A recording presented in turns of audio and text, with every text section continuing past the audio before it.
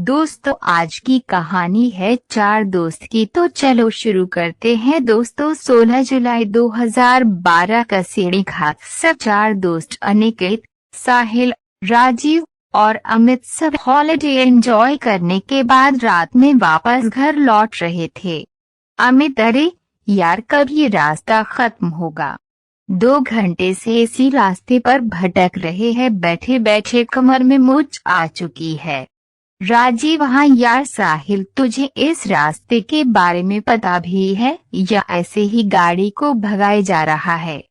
साहिल, पता नहीं यार, दिन में तो ये रास्ता जल्दी कट जाता है, ना जाने इस वक्त ऐसा क्या हो रहा है। और वैसे भी मैं रात में कभी इस रास्ते से सफर नहीं किया। दिन में 2 से 3 बार यहाँ से गुजरा हूँ, रात का एक्सपीरियंस तो मुझे भी नहीं है। वो आपस में बात ही कर रहे थे कि तभी उन्हें पीछे से एक ट्रक की तेज हॉर्न सुनाई देती है। वो गाड़ी लगातार इनकी गाड़ी को ओवरटेक करने की कोशिश कर रही थी। अमित कैसा ड्राइवर है, पीकर गाड़ी चला रहा है क्या?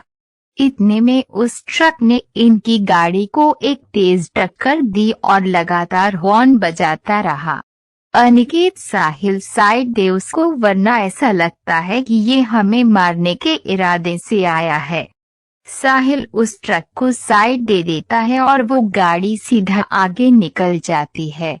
साहिल, तुम लोगों ने उस गाड़ी को देखा? ऐसा लग रहा था कि जैसे खंडर से निकाला हो। ऐसा लगता है 200 साल पुरानी ट्रक है।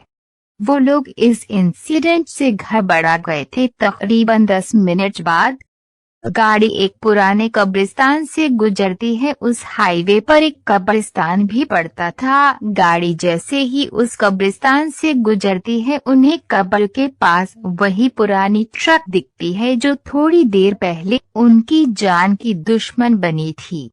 राजीव, साहिल, गाड़ी रोक, वो देख। अमित, अरे ये तो वही ट्रक है जिसने हमें परेशान कर दिया था। साहिल, मुझे लगता है कि हमें एक बार जाकर देखना चाहिए कि बात क्या है। अमित, तू पागल हो गया है क्या? आधी रात इस तरह कब्रिस्तान में जाने की बात कर रहा है? अरे मरना है क्या? अमित उन्हें वहां जाने से रोकने की कोशिश करता है, लेकिन तभी उन्हें उसी ट्रक से एक आदमी उतरता दिखता है जिसने काले कपड़े पहने हुए थे और उसके सर पर एक टोपी था। वह लगभग 7 फीट लंबा और हटा कटा था। ये देखकर ना जाने क्यों सबकी उत्सुकता और बढ़ गई और अमित के अलावा सभी उस आदमी के बारे में पता लगाने के लिए उत्सुक हो गए। सभी उस आदमी के पीछे जाते हैं और अमित को भी मजबूरन उन तीनों के साथ जाना पड़ता है। चारों जब उस ट्रक के दीवार के पास पहुंचे तो उनका दिल बैठ गया।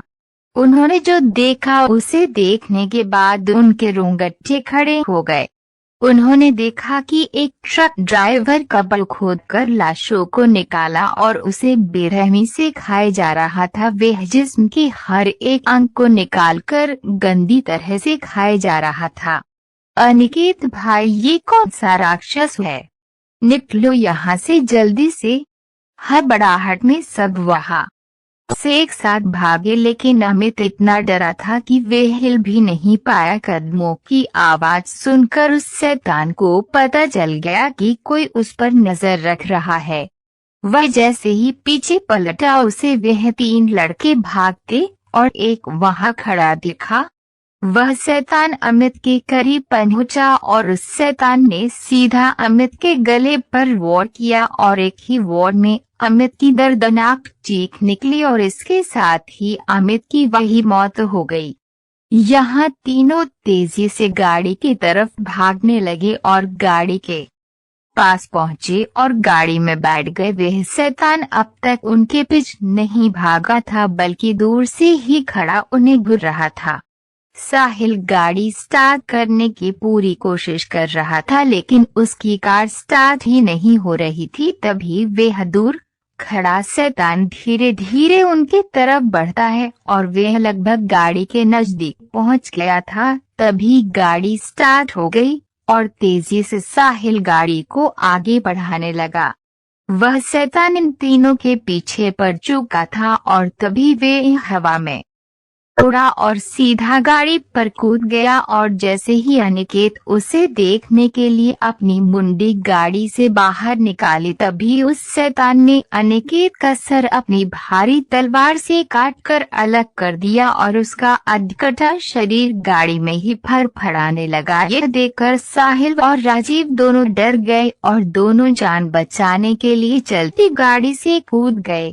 वे दोनों घास के मैदान में गिरे जिससे उन्हें कम चोट आई। वे दोनों सांस दबाए घास में लेटे रहे लेकिन उनके डर को उस शैतान ने महसूस कर लिया और फिर शैतान को राजीव एक कोने में दिखा। तभी वो शैतान अपने लंबे नाखून और धारदार तलवार से राजीव पर वार किया जिससे उसकी दर्दनाक चीख निकल आई और उसकी मौत हो गई।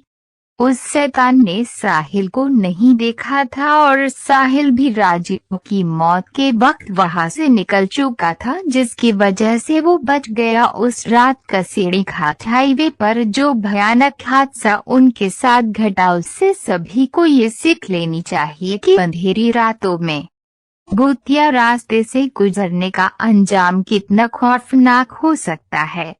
कहते हैं उस भूतिया सड़क की कहानी में कोई शैतान है जो हर रात 12 से 3 के बीच अपने पुराने खतरनाक ट्रक से अपने शिकार का पीछा करता है और उसे मरकर कब्रिस्तान में दफन कर देता है और अगली रात उसे कब्र से निकालकर उसके जिस्म के टुकड़ों को खाता है जिससे वो अमर रह सके।